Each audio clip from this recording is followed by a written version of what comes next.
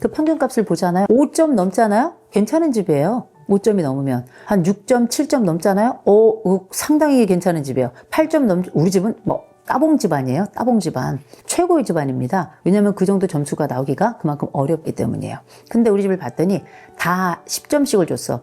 이건 거짓말하는 집안이에요. 그럴 수가 없어요. 이 세상에 불만 없는 집은 없기 때문에. 뭐 9점은 넘어갈 수 있는 집이 있긴 있더라고요. 개별적으로 이렇게 만나보잖아요. 따로따로 점수를 체크해야 돼요. 같이 모여서 하면 눈치 보는 집이 있어요. 그래서 9점, 10점이 나오는 경우 있거든요. 이 집은 망하는 집이에요. 왜냐하면 경직된 집안이고 눈치 보는 집안이거든요. 그래서 따로따로 점수를 이렇게 체크를 해보면 대부분이 뭐 한 6점에서 8점 사이예요. 우리가 생각하는 것처럼 엄청 높은 점수 나오지 않아요. 대신 이런 것도 하나 질문해야 되겠죠. 당신이 생각하는 우리 집안의 친밀도가 몇 점인가? 개인 점수 내고 내가 원하는 가족의 친밀도는 몇 점인가? 이 소망에 대한 점수를 내잖아요. 그 소망에 대한 점수하고 현실 점수 이 두 개를 비교해 보는 게 되게 중요해요. 이 두 개를 비교해 봤을 때 점수가 큰 집은 불행하다고 느끼는 집이에요.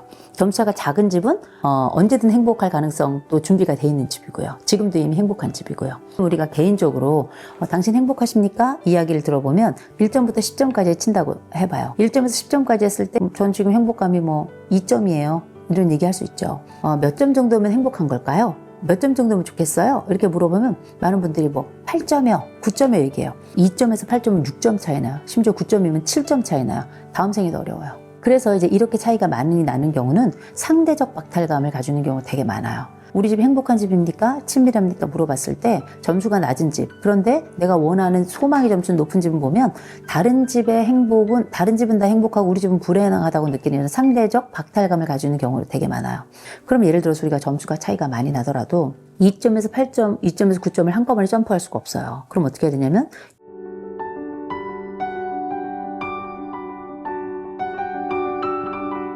과제 과업이 계속 큰 상태로 있으면 개인 과업이 눌려요. 개인 과업만 너무 크게 하잖아요? 그럼 가족 과업 쪽에서 같이 팀 프로젝트 하는 사람들이 막 뭐라고 한단 말이에요. 이 균형, 밸런스가 되게 중요한 거예요. 근데 요새는 흔히 우리가 자기애라고 하는 이야기들 많이 나오죠. 나르시시즘이라고 하는. 나르시시스트라고 가족들이 야, 너 너무 이기적인 인간이야 이렇게 얘기를 하는데 이기성하고 이기주의는 달라요. 먼저 그걸 잠깐 구분하면 이기성이라고 하는 건 인간이라면 누구든지 다 가지고 있는 특성이고 일종의 자기방어 기제라고 보시면 돼요. 근데 이기주의라고 하는 건 다른 것들 다 죽어도 괜찮아. 나만 살면 돼. 나만 잘 되면 돼. 이런 입장을 취하는 사람들, 그걸 장기적으로 그런 입장만 취하는 사람들 우리가 이기주의자라고 부르는 거예요. 가족은 기본적으로 이기성을 다 당연히 가지고 있는 집단들이에요. 이 가족들 가운데 이기주의자가 출현하는 거예요.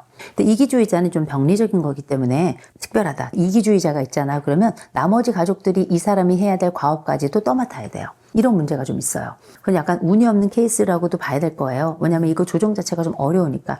생리적으로 이기적인 사람들도 있긴 있어요. 그런데 보통 성장 과정에서 이런 이기성이 훨씬 더 강화되는 거거든요. 이런 이기성이 강화된 사람이 있으면 나머지 사람들이 이 사람을 떠받치면서 이 사람의 역할까지 해가면서 그렇게 살아가야 되니까 힘들고 약간 피해 받으면서 크는 건 사실이에요. 근데 그건 어쩔 수 없어요. 운이 없는 거예요. 그 과정을 벗어날 수 있는 때가 있어요. 그게 뭐냐면 성인이 될 때예요.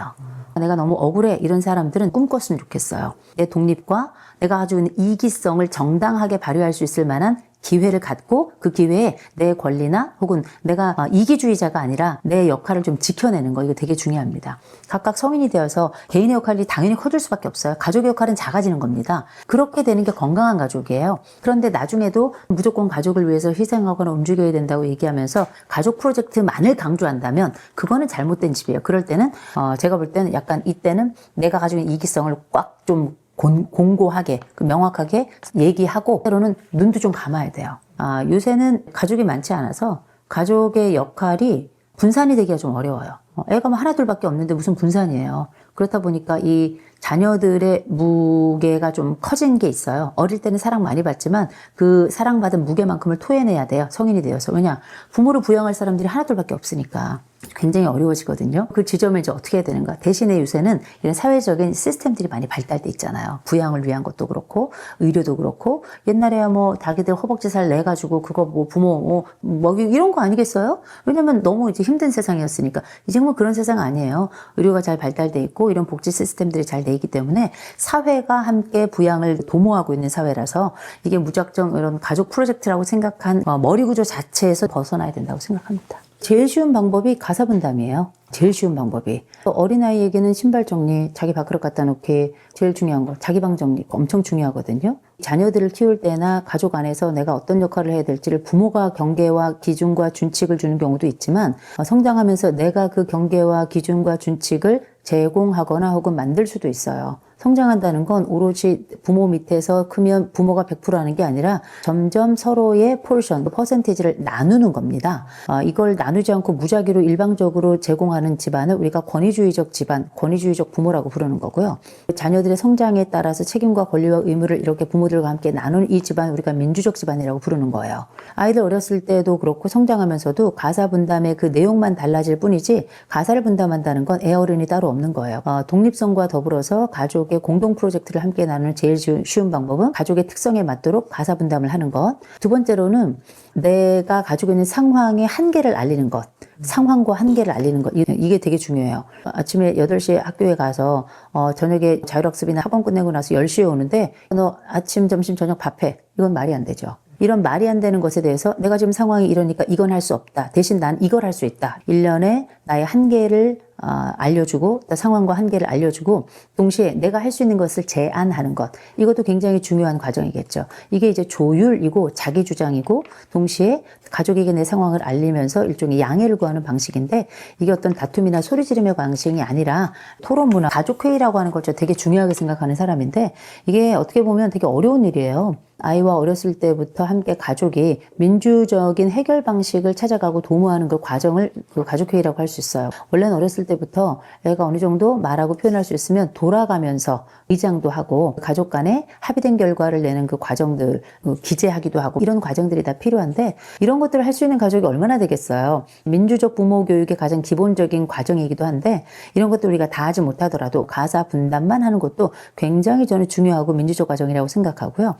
이 사람이 가지고 있는 상황이나 한계를 이해하고 여기에 대한 배려 차원에서 가사 분담이라든지 책임이나 이런 권리에 대한 조정을 하는 거 이것처럼 좋고 훌륭한 과정이 어디 있겠습니까? 가족 간의 대화가 되게 많이 필요하다는데 대화가 말을 많이 하는 게 대화가 아니에요. 필요한 말을 필요한 순간에 의미 있게 배려하면서 나누는 그 과정을 아울러서 대화라고 해야 될 것 같아요. 끊임없이 좋은 부모가 된다는 건 그 과정을 읽어주는 과정이고요. 자식 중에 훌륭한 자식이라고 한다면 부모의 그 의도를 알아주는 거거든요. 기꺼이 그 일을 맡거나 선택하는 과정이지만 무조건 100%가 아니라 내가 가지고 있는 상황과 내 생각들을 전달하면서 이 전달하는 과정도 충분히 상대방을 배려하거나 납득이 될 만한 수준에서 얘기하는 것. 이런 것들이 다 좋은 가족 간의 대화라고 얘기할 수 있겠죠. 이런 가족 간의 분업을 하거나 그러면 약간의 논쟁이 있거나 섭섭함이 발생할 수 있어요. 아니면 일방적으로 누군가 나에게 의무를 부여하는 것 같아서 기분이 나쁠 수 있거든요. 그때는 소리를 빽빽 지르는 게 아니라 내가 여기까지는 가능한데 요거는 어렵다라고 해서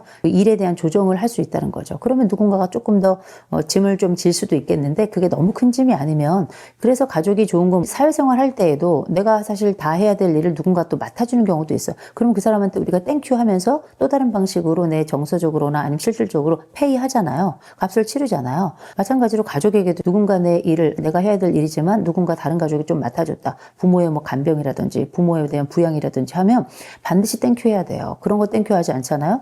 이건 내 일인데 그 사람이 맡아준 거예요. 그 일에 대해서 땡큐 하지 않는다? 저는 그건 사회적으로 아주 폐악질이라고 생각을 합니다. 집집마다 그림이 다 달라요. 집집마다 크기가 다 다르고요. 집집마다 소망과 욕구가 다 달라요. 각 가족원들이 가지고 있는 이런 특성들이나 가족이 가지고 있는 남이 알지 못하는 그들만의 역사가 있어요. 집안이 가지고 있는 흔히 말하는 가풍이라는 것도 있고요. 이 집안이 가지고 있는 남들 모르는 이 암묵적 규칙 같은 것들도 있습니다. 그래서 어느 집에나 어울리고 어느 집에나 맞는 정답은 전 없다고 생각해요. 요즘은 다들 왜 맞춤형 신발 신듯이 그렇게 맞춤형 여러 상담, 맞춤형 뭐뭐 이런 것들이 되게 많죠.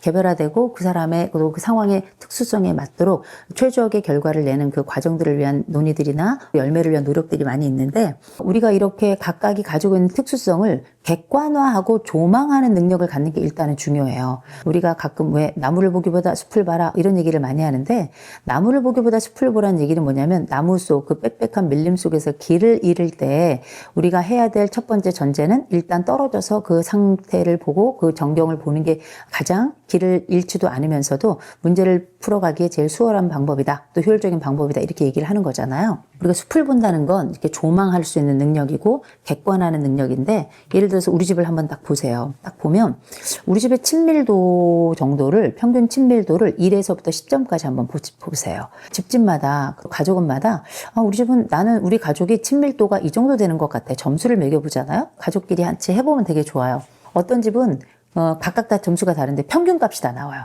근데 가족들이 다 비슷해요. 비슷합니다. 점수를 매길 때 집안에서 뭐 피자를 이 사람만 빼고 먹어가지고 삐져있는 한 사람이 그때 점수를 체크해가지고 낮게 점수를 주는 거 말고 그냥 전체 우리 삶을 돌아봤을 때 우리 가족 전체의 역사를 봤을 때 점수가 몇 점인지를 좀 보잖아요. 그럼 평균값이 되게 비슷해요. 그리고 또 약간 차이가 있더라도 평균값이 나와요. 결국은. 그 평균값을 보잖아요. 5점 넘잖아요. 괜찮은 집이에요. 5점이 넘으면 한 6점, 7점 넘잖아요. 상당히 괜찮은 집이에요. 8점 우리 집은 뭐 따봉 집안이에요. 따봉 집안. 최고의 집안입니다. 왜냐면 그 정도 점수가 나오기가 그만큼 어렵기 때문이에요.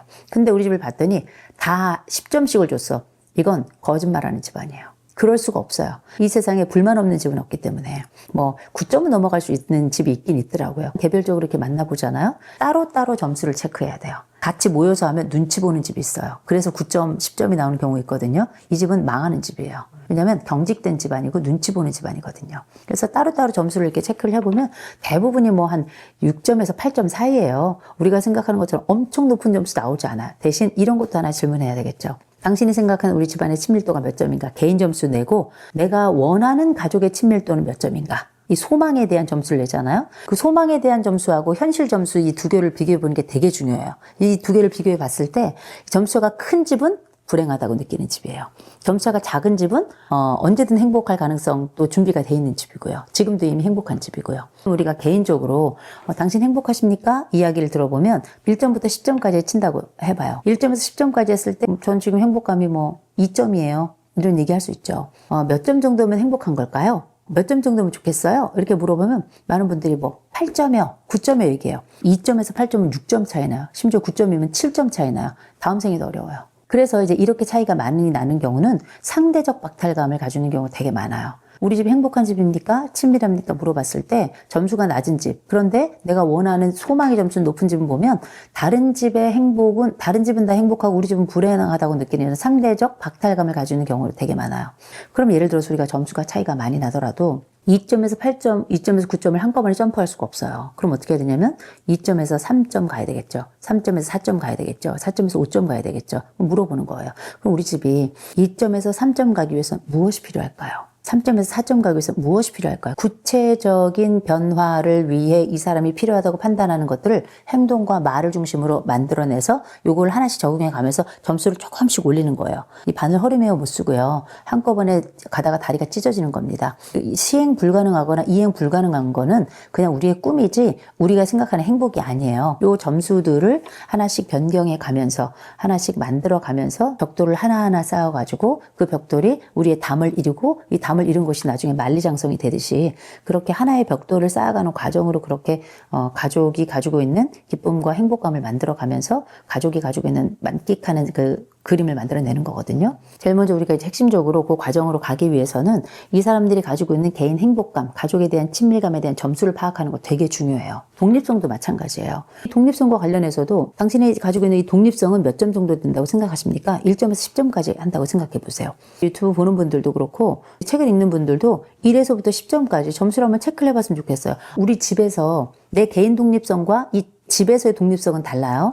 내가 내 개인적으로 독립성은 뭐 예를 들어서 5점 되는 것 같아요. 그러면 실질적으로 원하는 독립성은 몇 점 정도면 좋을 것 같아요? 8점이면 좋겠어요. 그럼 3점 차이 나면 제일 먼저 독립이 어떤 게 독립이라고 생각하는지에 대한 자기 정의가 있어야 되겠죠. 경제적인 독립 아니면 뭐 가족이 어떤 얘기를 하든지 간에 나는 내일 내 원하는 대로 해가는 그걸 독립이라고 생각하는지 자기만의 독립의 정의를 가지고 있어야 돼요. 그 독립의 정의도 알아서 하는 거예요. 뭘 알아서 하는데요? 그렇죠. 뭐든지 다 구체적으로 각각의 독립에 대한 항목들을 내 개별적으로 한번 적어보는 게 되게 중요해요. 그래서 경제적 독립, 행동의 독립, 말의 독립, 또 주거의 독립, 또 돈을 벌더라도 내가 사용한 소비의 독립 이런 많은 것들 이런 것들 항목들 중에 내가 가장 가치 있다고 생각하거나 의미 있는 영역에서 내가 이게 독립이 된다. 내 독립의 점수가 높아질 거 아니에요. 이 독립의 점수도 이제 체크를 해보면 나라는 사람이 꽤나 독립적인 사람이구나 아니라는 걸 알 수 있는데 사람마다 독립에 대한 생각이 다르다고 말씀드렸잖아요. 허무맹랑한 독립인지 아니면 누구나 납득할 수 있는 현실적 독립인지에 대해서 파악하는 것도 되게 중요하다고 생각해요. 진짜 주제 넘는 말을 할 때가 있는데 그게 뭐냐면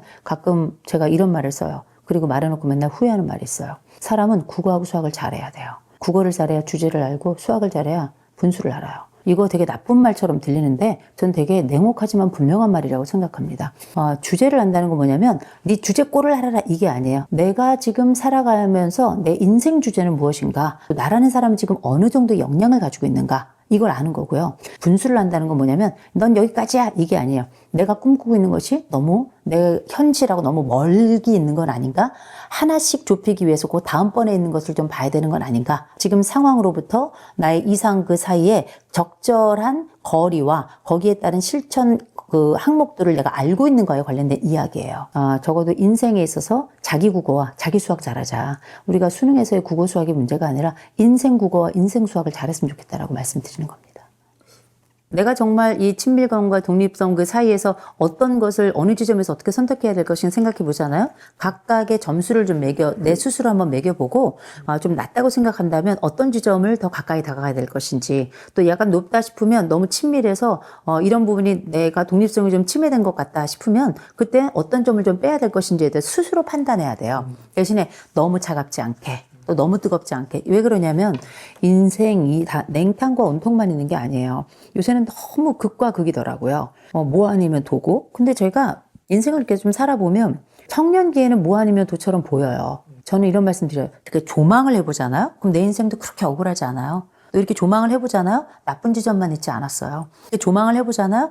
괜찮은 사람들이 나를 도운 시점도 굉장히 많아요. 나라고 하는 감정 숲에서 좀 나와야 돼요. 너무 자기 연민에 빠져 있고 너무 이 세상의 사람들이 다 자기에게 상처를 줬다고만 얘기하는 사람들이 많은데 쫙 줌 아웃 해가지고 인생을 한번 보세요.